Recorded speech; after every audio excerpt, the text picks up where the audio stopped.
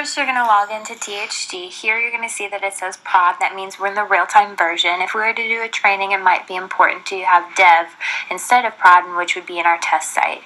Then you're going to go ahead and log in with your credentials that should have been tested already. As you can see here, you want to make sure that you put in the correct and valid username or password. So I'm going to go back through and actually put the correct password. It will then log you in onto your main screen.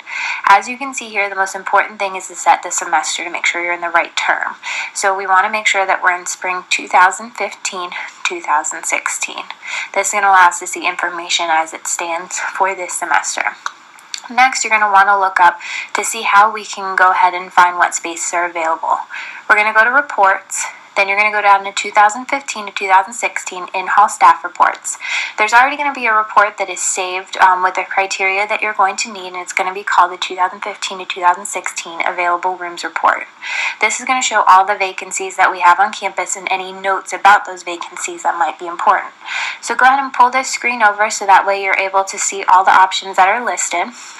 You can then start to kind of manipulate the data that's in there. So if you want to move the green over so that way you're able to see the hall and the room next to the room type, or if you're specifically, for example, looking for doubles first, then the hall, whatever which way best works for you as far as sorting out data. Then you can kind of manipulate what it is that you see in what order. So if you want to see, for example, all the halls, or if they want to go to East Green, you can then manipulate it by that. Or if you're looking for only female spaces, you can manipulate it by room gender. Next, what you're going to want to do is move over to the BedNet port. That is where any kind of information that we have is stored there. And so those are really crucial things to look for when looking for available spaces. So for example, this one says emotional support animal.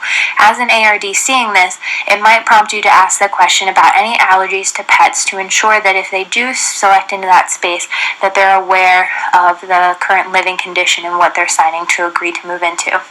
And this, for example, has double to triple conversion. And as you scroll down, we'll put other things in there like NFA, which is not for assignment, which means it's not on hold. It is on hold, or that we're waiting for more information before we can release the space. Additionally, you can click on the student who's in the room as well too, and it's going to bring you up to this. It's going to show you Scott Quad. You're on the 3rd floor. And then we also want to scroll down in room 376 just to make sure we're on the right one. It's going to show you there's 2 spaces. One spot is open. It is female only. It is a standard double with air, just to make sure that we're looking at important facts for the students. Then you're going to go to occupancy, and that's going to show you the student that is in there, when they moved in, and whatnot. And you can click on that student for some more demographic information to maybe help you make a better decision with to give those options for the residents that's looking for a space to move into. And so what we would want to do is then click on that person. It's going to bring us to their assignments page first, and that's just going to have some information as far as what you already know, which room they live in, so you want to click on students. Then you're going to go to the tab that says general. Then you want to look down at the admit term. And so this is a year code which consists the first digit indicates the millennia, the second and third are going to indicate the academic year, and the 4th digit is going to be the academic term.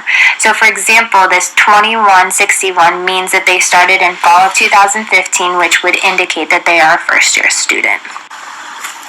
So now that we know that they're a first-year student, that could really impact if you put them in that available space, just due to the fact that it could be a first year and a first year that you would like to live together, or if it's an upperclassman, that might help make the decision.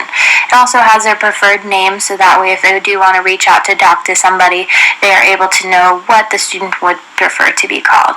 So that is how to look at the available rooms report, but also look at the demographic of the student who is still residing in the space, so that way when you're working with the student who wants to do a room change, you're ensuring that you are finding a space that might best suit them, and also make sure that they find the right fit and are able to succeed in the new space that they choose.